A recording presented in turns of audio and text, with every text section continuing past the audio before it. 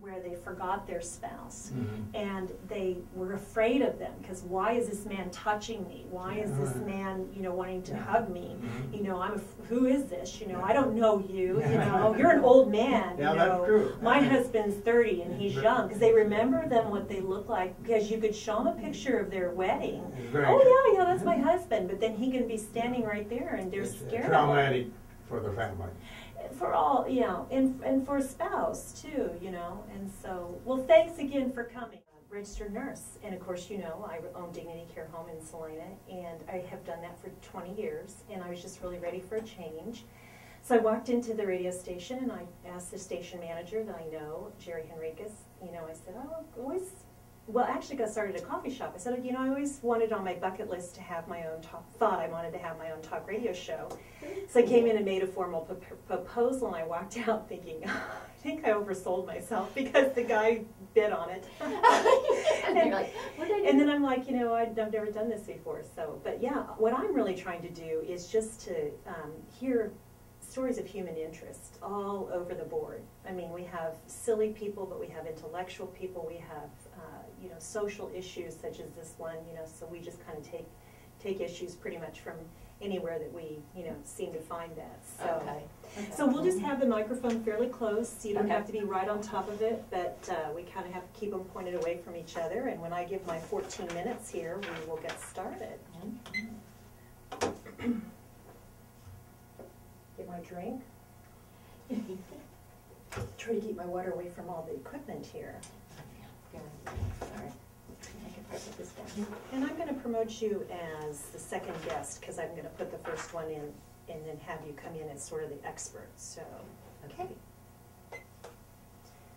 Well, a big thanks to my listeners for staying tuned in to the Joan Jerkovich show here this morning on 910 KINA. We're here now with our second guest. Her name is Debbie Holroyd, and she is a representative of the Alzheimer's Association Heart of America chapter. As we're talking here this morning about the issue with Pat Robertson, the televangelist at the 700 Club, who made the comment about Alzheimer's that's all over the media. Welcome, Debbie. Thank you. Glad to be here. Well, I'm so glad you're here. What's happening at your offices? What are you hearing about this? I would think you're getting a few calls. We are. People are really kind of outraged about hearing about this. The Alzheimer's Association has not seen any kind of trend of people living with this disease and going through a divorce. So no trend at all? No, we have not. And you know, I've been working here 3 years now, and I can think of only one case where that is what happened, and there was other circumstances along with that. So. And just out of curiosity, when you work with these clients, do you see more men who are the caretakers or more women? You know, it seems as though I see more women, but you know, this disease doesn't discriminate, so I can't say, you know, that there's more men out there with it.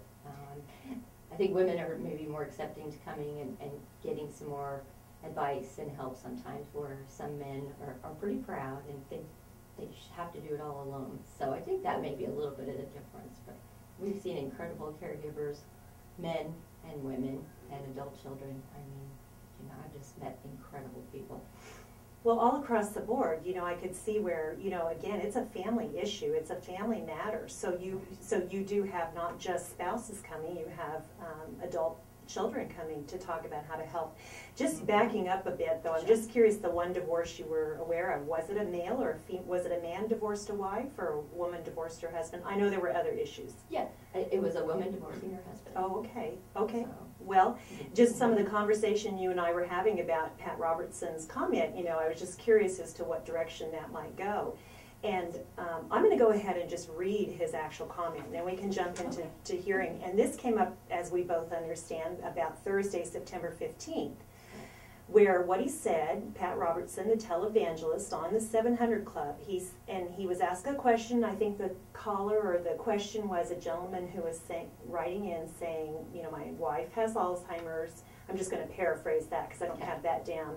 My wife has Alzheimer's, and you know, she's not the person that she used to be, or something to that effect, and is it okay if I leave her? Is that what you remember the question being? And it was actually a friend of the person who called in was their friend, so they said. Now, what does that mean? Like a donor? Well, they were calling just Does to that mean like say, someone who get a friend is someone who gives them big money, my or friend, his wife has Alzheimer's, and Okay. he's been seeing Oh, I somebody see. else. Oh, I, You know, oh, how can I help him? What advice do you have for me to give to him? I thought you were saying it was Pat Robertson and his co-host there that were saying a friend. Oh, no. You know, no, like no. those people would call everybody who gives them money a friend. I understand Okay. that. People, please send me money, then I'll call you my friend. So Yeah. No, it was just a no, caller. he was a caller, and of course we don't know if that was him or not. But Correct. here was Pat Robertson's response to that, and I wrote it off of the actual video clip. He responded, "I know it sounds cruel, but if he's going to do something, he should divorce her and start all over again. If he says in a sense she is gone, he's right. It's like a walking death." How does that strike Wow. you? It's just a severe lack of compassion, I believe. And from someone who's a televangelist, a Christian minister, and that's what I think has gotten everyone so up in arms. This is shocking, you know, the whole marriage vows of in sickness and in health until death do us part. Where does this fit in? Well, and I believe his co-host that was with him had asked him, well, you know, when you do get married, you do talk about, you know, in sickness and in health.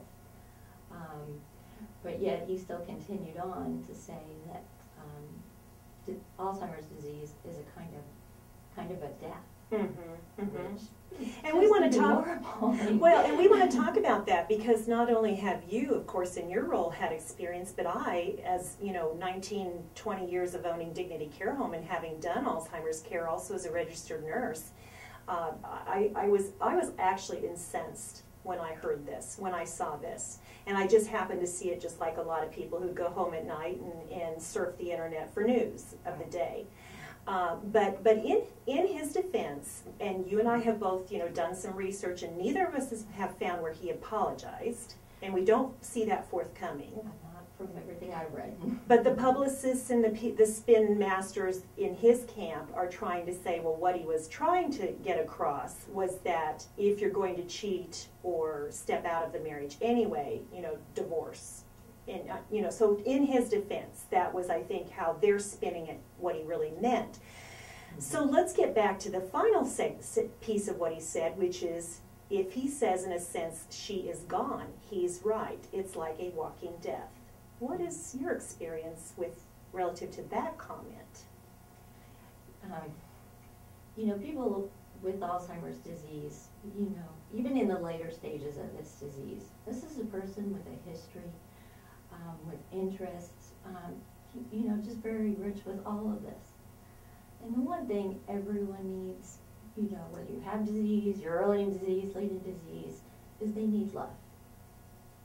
They need love and compassion, absolutely. Right. In fact, this is what just makes me bristle, and I truly have, my skin is bristling right now because this is what incensed me so much. When you work with these people, as you and I have, and work with the families as well, you know, there is such worth in this individual. And I do understand the emotional component where I know, especially at Dignity Care Home, obviously they didn't come to stay at our facility until the caretaker was beyond burnt out, generally. And we can talk about some more of that later.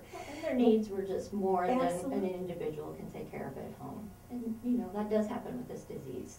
So it's understandable. It's very understandable. I mean, it's very noble as well to realize that you have to take care of yourself so that you can continue to be a caretaker, even if it's not the daily activities of daily living, the bathing, the feeding, the dressing, and all of that, which at some point they do need help with. It's the caretaking on an emotional, social level. Right. And you're still their biggest advocate. You know, Absolutely. even if there's placement, I mean, you're their advocate. You know them better than anybody else. You know, you provide that love. You know, sometimes I you know, like a baby's not able to say, "Oh, I love you" back to you. But if you're in there and you're hugging and cooing and, you know, just being sweet, loving to the baby knows that. And somebody with Alzheimer's who may not be able to say it back either, they know when somebody comes in there. They know the love that that person's feeling. I truly believe it. You know, that they feel it. Maybe they can't say your name, but they know the love. And they feel that love. And to me, you know, no matter what stage of the disease, and it is a very challenging disease to watch progress, especially for families who knew people. But one of the things I want to comment on relative to, again, being a caretaker, I can tell you for certain, my nurses and my staff and I myself, and even my sons who grew up at my business, with my business from little boys, some of their most favorite residents have always been, we could name Alzheimer's residents. And yes, the thing that I think I always saw so challenging for families, and I do understand this, is that is not, like Pat Roberts was saying, or this questioner was saying, that's not the person I married, that's not the mother, that's not the spouse I lived with all these years. But when we were able to take them into the facility and at face value have that interaction with them on a daily basis, the little smiles, the little quirks, the little this, the little that, you know, they're still individuals, they're still people. And that's what I think incensed me so much, where he was advocating, in a sense, yes, it's okay to divorce her because, in a sense, she is gone. It's like a walking death.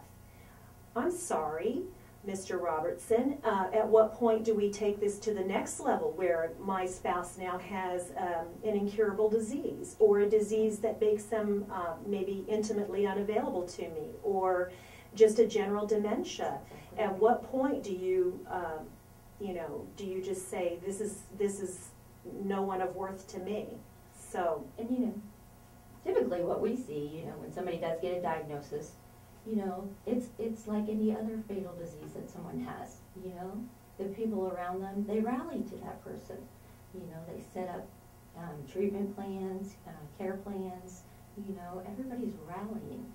So we really just don't see a trend of people getting divorced, even though I'm sure it happens. What I see, at least 99% of the cases, is that people rally. and with that, though, there has to be something a little bit more unique about Alzheimer's.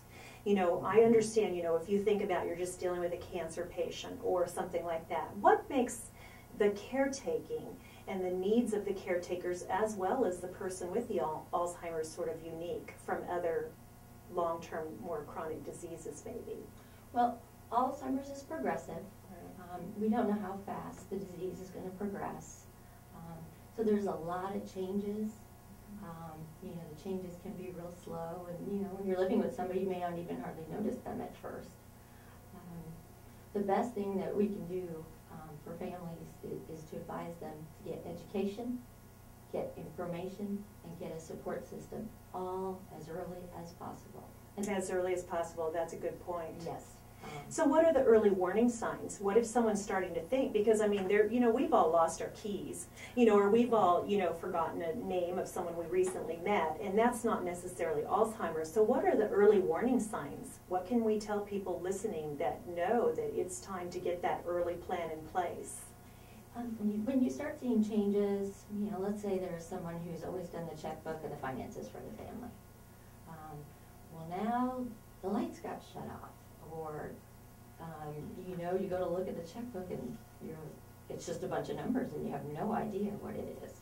That's a real early sign that we. So that's one of you see a lot. That honestly, I wouldn't have known that. Yes. I wouldn't have heard that. I hear things like getting lost, or certainly a very alarming one is driving and not finding their way back home. Right. Those are other ones that we hear. Is that too. another one? So if we're starting not pretty early managing in the the finances, not, you know, getting lost. Maybe what else? Disorganization. You know, I do home visits a lot, and a lot of what I see, I always seem to see piles of mail. And the reason for that is the person with disease is not sure of what's junk mail now versus what's important. So they keep everything. So that's always a telltale sign for me. You know, if we have a lady who's always left the house in perfect makeup and had her hair done, you know, wouldn't be seen in sweatpants and her hair pulled up, something like that. And now she's not really caring about what she looks like.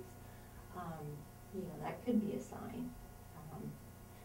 It's different things for different people. And